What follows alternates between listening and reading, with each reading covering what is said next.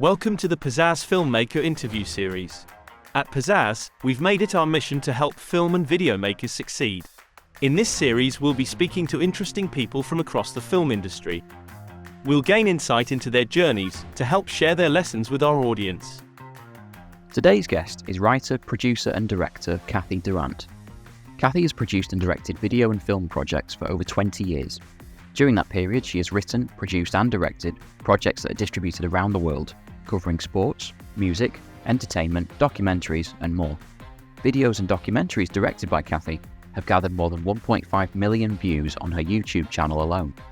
Please enjoy this wide-ranging conversation with Cathy Durant.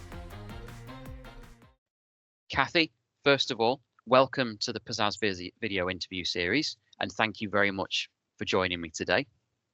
It's a pleasure to talk to you.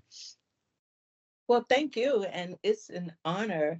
It's not my first rodeo with Pizzazz. When it was a streaming platform, I got a chance to meet some of the good people behind the organization. So thank you for inviting me to be a part of this series. No, you're very welcome, and it's nice to finally meet you myself. For those of you who maybe aren't familiar with you or with your work, would you mind starting off just by introducing yourself a little bit and maybe telling people a little bit about what your role is and what you mostly do at the moment? Well, you want to hear about what I'm doing at the moment, and then we go backwards to how I got started. Is that? That sounds great. Yeah, whichever way you want to go. Well, I think I'll give them a little bit of background. I consider myself like a mixed bag. I'm multi-talented in the industry, and I don't mean that in a way where I'm being bragging in any way. Mm. I started out in television production and in TV production for an NBC affiliate. You get to learn everything. You get Right. to write, you get to shoot, you get to run audio, you do everything. So that's how I started. I crossed over to specializing as an editor, a videotape editor. And then from there, I became a TV news producer and learned how to do live shows.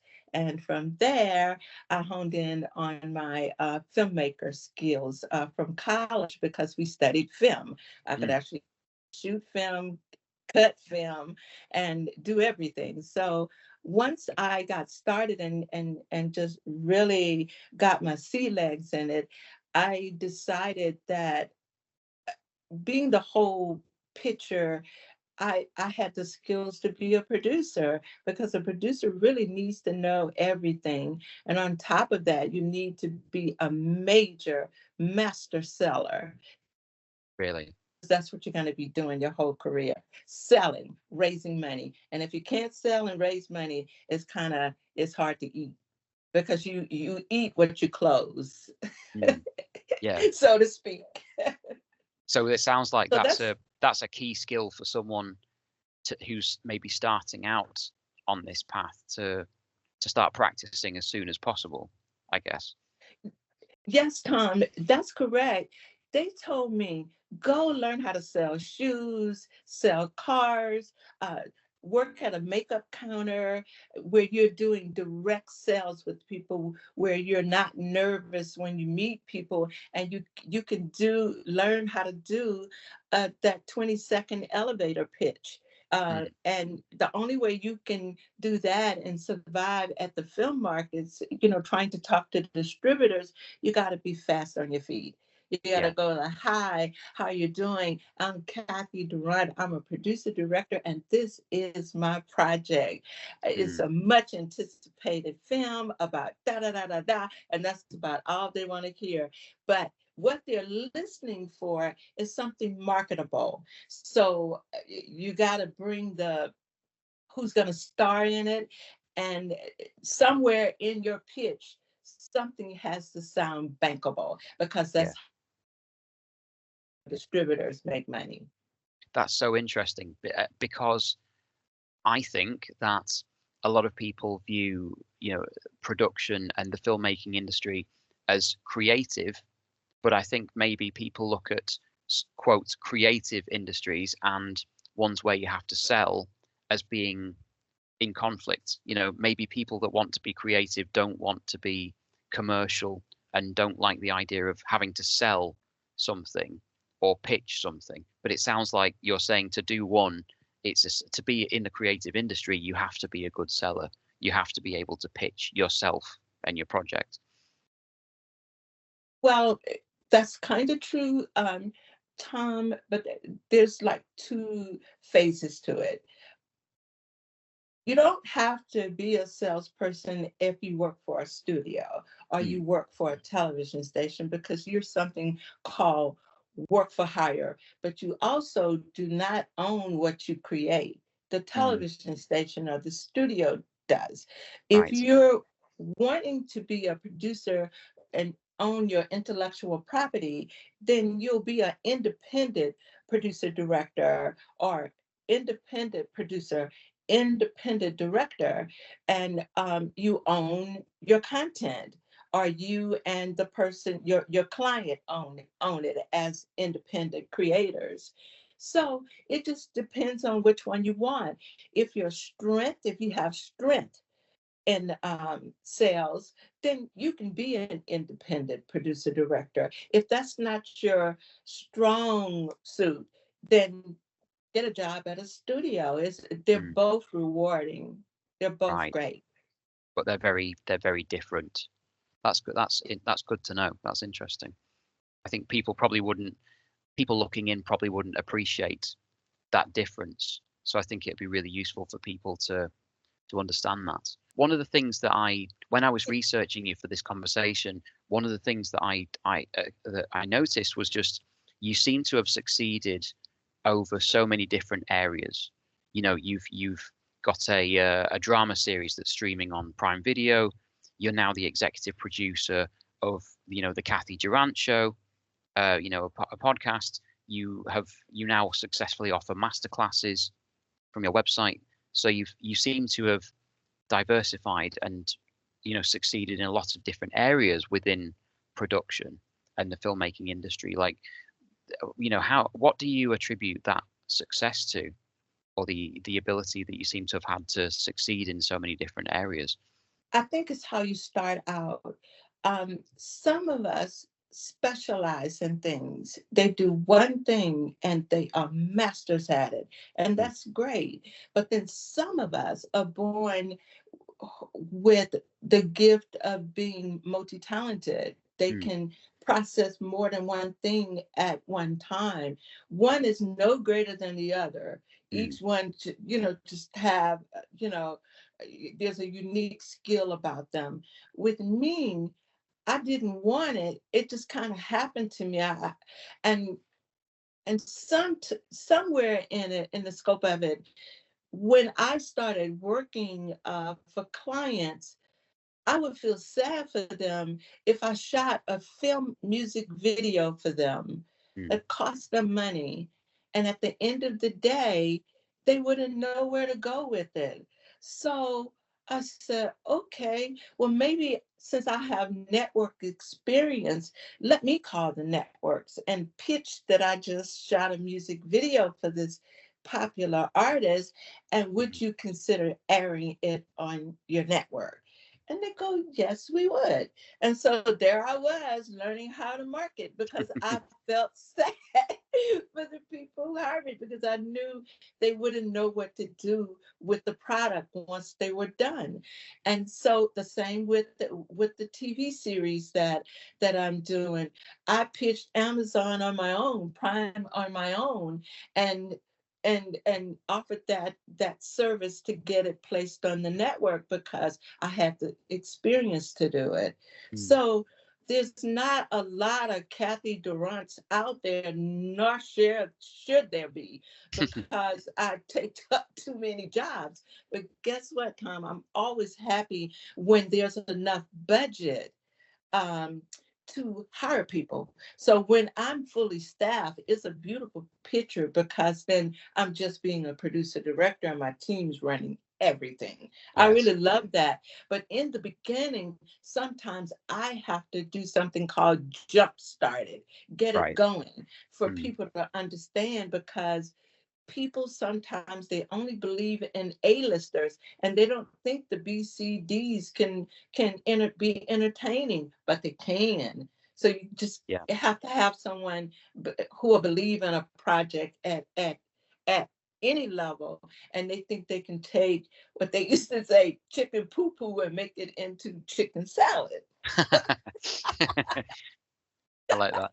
It sounds as though if there's a job to be done and there's no one else to do it, then you just have to pitch in and do whatever it takes to get the Until we project get done. on. Yeah. Yes. And once we get on, let me tell you, the team gets called 5 minutes later. I Mm. go, look, we just got a job, and suit up. And then I rest. I literally rest. I take a week vacation and I let all the heads of departments do their jobs.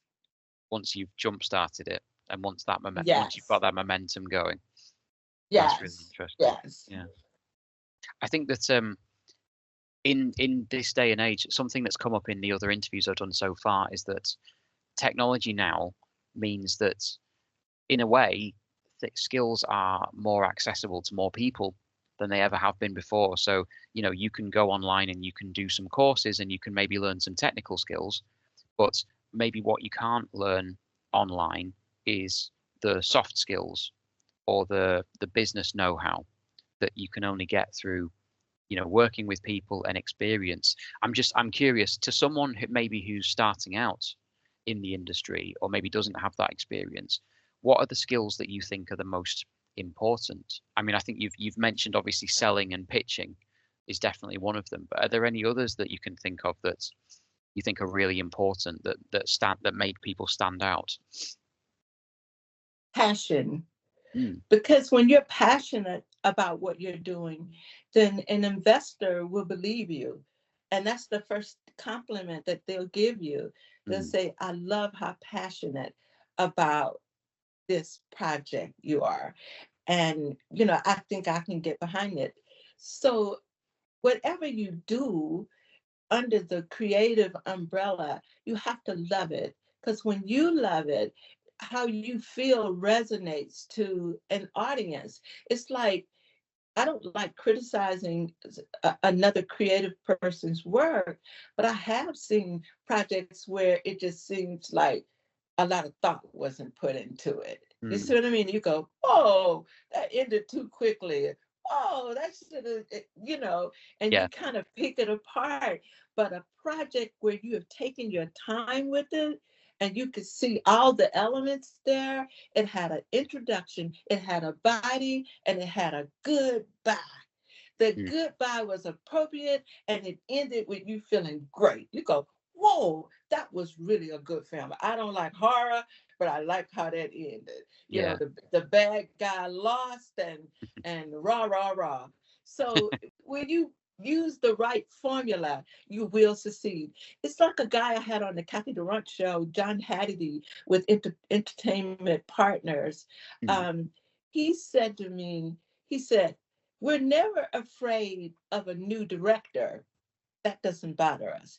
Mm. But we are concerned about new producers, because producers are the lawyer, the writer, the hirer, the everybody. They put the team together. Right. And so that's the job you have to work the hardest at.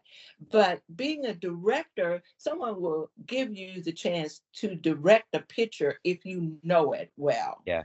Yes. It feels a little bit as someone who's not worked in the filmmaking industry looking in, it feels as though sometimes the role of producer is the one that's the most vaguely defined or is maybe the least understood outside the industry. Yeah, yeah, Everyone but knows what a script writer does on the surface, right. or everyone has a picture of what a director does. They see them sitting in the chair and directing the shots and everything. But a producer, where maybe people don't get that that it includes all of those things you just talked about to that extent and more. Well, the producer drives the job. Mm. The producer raises the money, hires the team, gets the number ones, like the line producer, to break down the script so you'll know what your shooting days are and what they'll cost to shoot. You'll know what the tax credits are. That producer is everything. The Yeah. director, the director, the job isn't easy for the director either, because the director has to come to the set to make the picture everything the producer claimed it was going to be. You see Yeah. what I mean? So Mm. both jobs are hard, but one is very creative and then one is the business part. Mm. And what attracted me to being a producer is because I'm a go-getter and I Yeah. enjoy it. I Yeah. enjoy being live. I enjoy sitting in boardrooms. I like that all. So you Yeah. can't tell me anything about it where you say, hey, Cathy, I mean, I've literally done jobs for, I can't say what part of our government I did for it. But we'll be walking to talk to one the top person, and I'd be walking with my higher up, my executive, and I would say, uh is this person closed yet? They go, matter of fact, they're not yet. I'm like, what? And this is why we're walking down the hall. So you have to be, fast on your feet. And Mm. so I walk in and I do the Cathy Durant smile and the firm handshake and the locking of the eyes, all these Mm. things I've been taught to do. And I make the room smile. It takes the dreariness out of it. And because creativity is not hard, it is something I believe that's to you from on high. Yeah. You know, Yes. you it's the bring me up Scotty moment. Mm. You don't, but you have to wait for it, if that makes sense. It does completely. And I think that energy and bringing energy to a project or to a meeting is really underestimated. You know, it can be the thing that makes all the difference in a Yes, project, whether that's a film project or a business project. yes. I think it counts for an awful lot.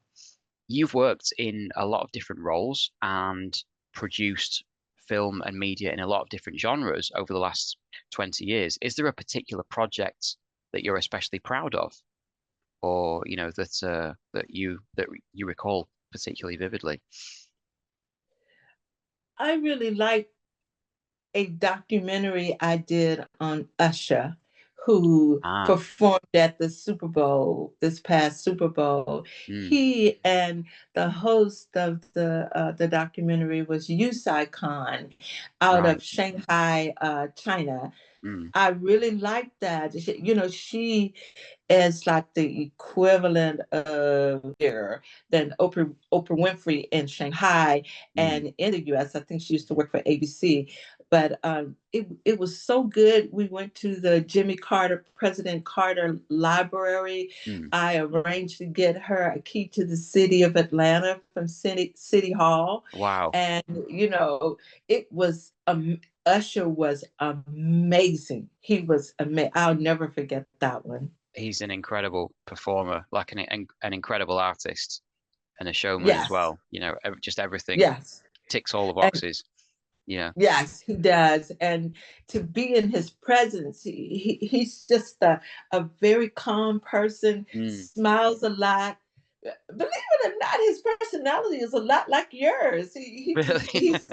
I'm serious. He is so even key, just a nice person. I enjoyed it.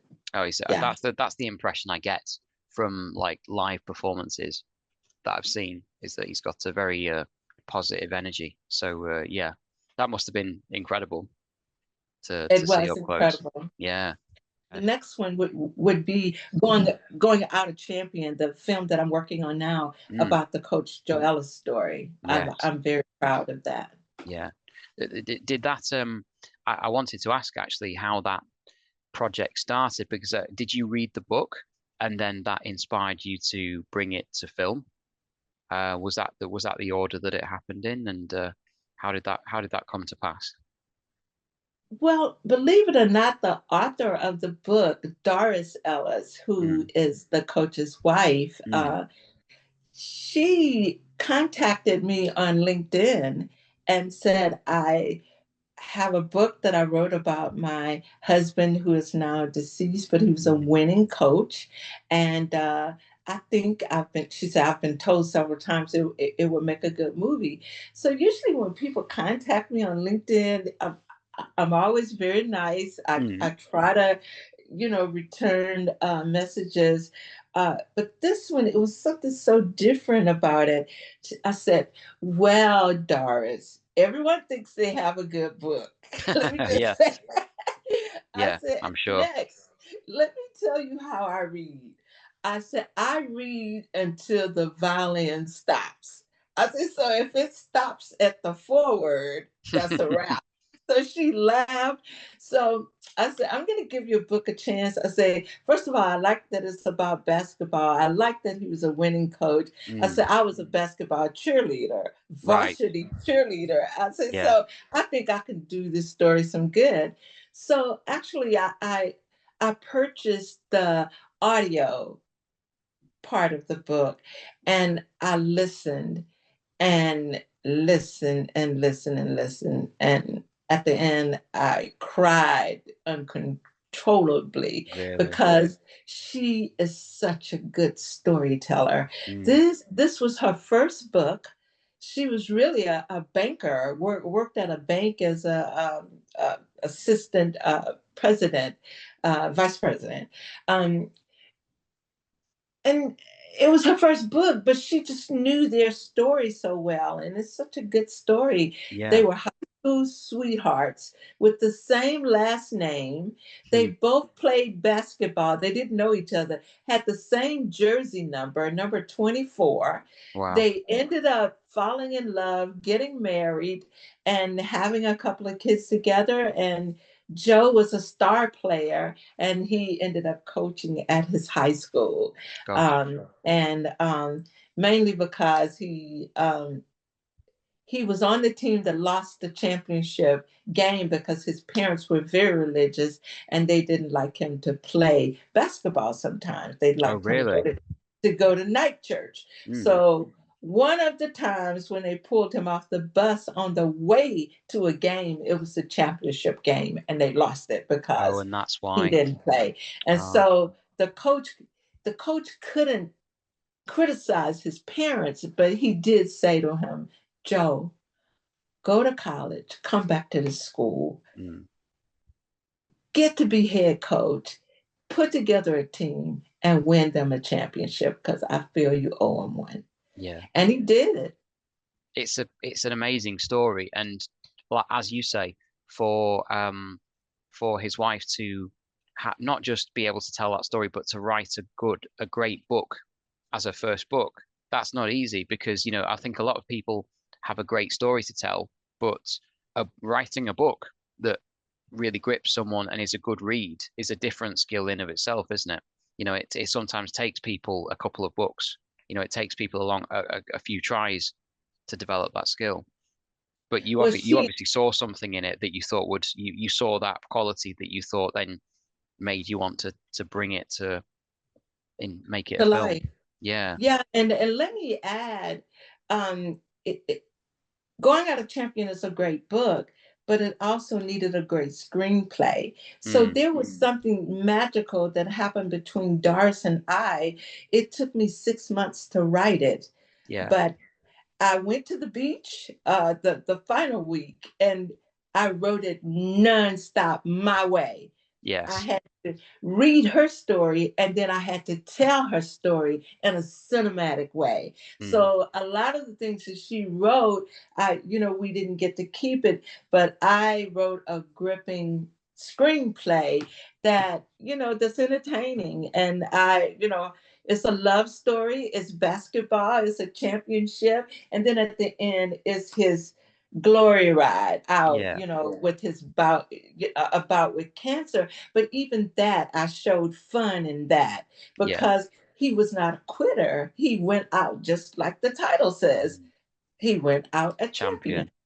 But Yeah. a book is, as you say, a book is very different to a screenplay. Telling a story in a book where people can visualize everything and paint their own pictures is very different to writing a screenplay where you have to that you have to imagine every shot, don't you? And maybe figure out a way to paint pictures so that you're actually doing the visualizing for the audience. So I guess it's yet another skill that you've obviously developed, like we talked about earlier. It's another skill that producers can develop just to help them move a Right. project along and get a project jump started.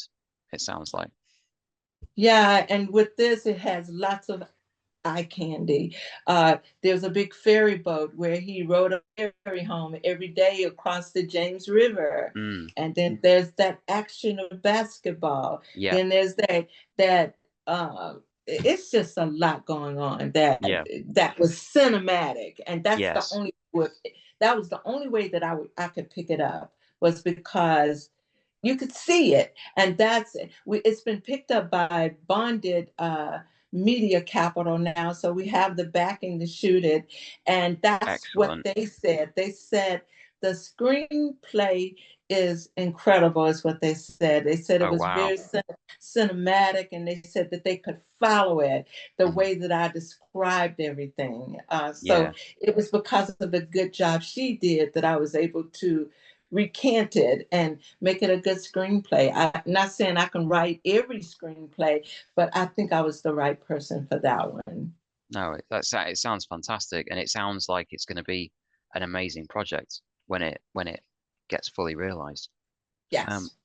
Again, because you've done so much and you've experienced so many different projects. Um, are there any projects where you feel you really like, sort of particularly learned a lesson, or you were maybe surprised you, or maybe maybe sort of gave you a lesson in a way that you weren't expecting?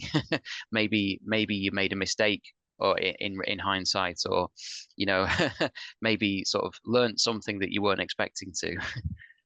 Well, there's one that I legally talk about, but I ended up being the producer, director, and writer of that one. First, I was hired, and then I did it went south, and I had gotten attached to actors and helping them to hone their skills in their roles. Mm, I ended up staying on the project, but yeah, it was lesson learned. I fell flat on my face, but at the end, it got picked up, and that was another one that now will be getting the production backing of Bunded. Uh, but the two episodes that we have will become the proof of content.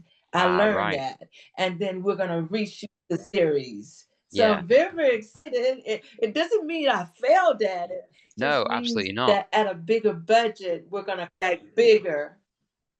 Yeah. Yeah, you're right. No one would probably consider that a failure, because it's now you've produced something that's going to help you take the next step, to move on and to move upwards, I guess. So yeah, there's no people talk sometimes Yeah, but about failing upwards, right? Or failing never forward. yes, I had never heard of that, Tom. Mhm. The proof of content, they were like, oh, here's how we do this, and it's kind of keeps from hurting your feelings.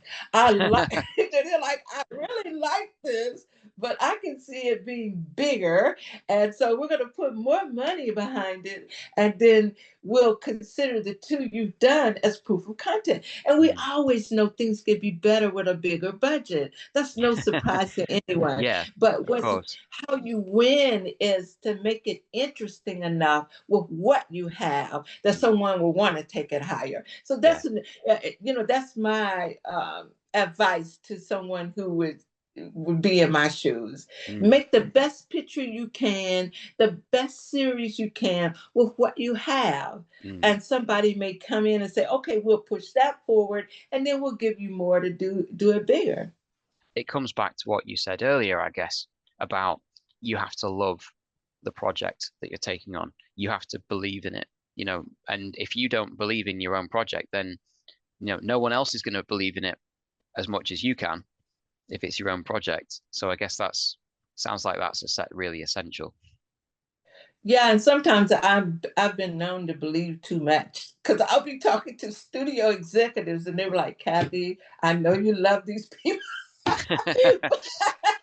But you're gonna have to get some bankable talent. I go, why? They did a great job. They go, but Cathy, it's not gonna happen. But we do like the project. We like the bones. We like the bones. I Yeah. go, oh, okay. So And that's enough sometimes, it sounds like, to get you to the next step, or to, yeah. like to fail forwards, like we said. Yes, I like that. Yeah, me too. uh, Cathy, I want to be respectful of your time. I know you very generously said that we can take as long as you need, but I think the conversation we've had already has been fantastic. I think for anyone listening back to this, I think they're going to find it fascinating and really useful as well. So I want to thank you again for having this chat with me. Yeah. It's been really interesting. And for anyone who wants to learn more about you and your work, and maybe support you in the future, where should they go to do that? Where should they go to find out more about you, or to help? I like to help. I like that. You come to, 'cause I'm a good horse to bet on. So come to CathyDurant.com, and I answer everyone who writes me there. It's the easiest way to get there. Or CathyDurant1@gmail.com. And I still Fantastic. love talking to everyone, and everyone writes. That's brilliant. And yeah, people can, if people are interested in signing up for your masterclass, then they can do that from your website as well. So we'll make sure that we put the link to your site in the notes that we publish with this video interview as well. That is so awesome. We didn't get a chance to talk about my masterclass, but it is so unique. You just got a version of it. I teach everything, and I don't call it teaching. I call it coaching. So if there's anyone who want to sign up for my masterclass, it's 2 years old now, and it's doing very well. So I would love to talk to a candidate for it. Well, I think anyone who listens to this conversation, I think it'll be obvious to anyone that does that just how much experience you've got over so many different areas. And I think, from just listening to you for half an hour, I think obviously anyone would get a heck of a lot of value from that masterclass. So I'd encourage anyone listening to this to go ahead, go to Cathy's website and explore that today, because I think it sounds like it's well worth it. Whoa, thank you, Tom. No problem. And you Hey, are you awesome. you compared me to Usher. So You did. as far as I'm I concerned, meant it. I nothing's too meant good for you it. now. You're probably the first and the last person ever to do that, but I'm gonna take it anyway. Well, you said Cathy Durant said it, and I mean it. Yeah. Well, this has been fantastic, Cathy. I've had such a fun time talking to you, and I hope you've got something out of it as well. I did. Brilliant. It was awesome.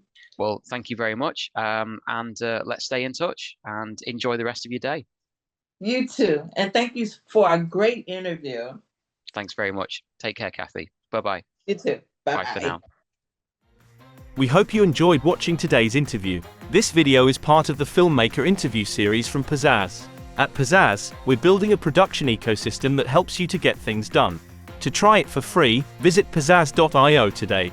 Thanks for watching.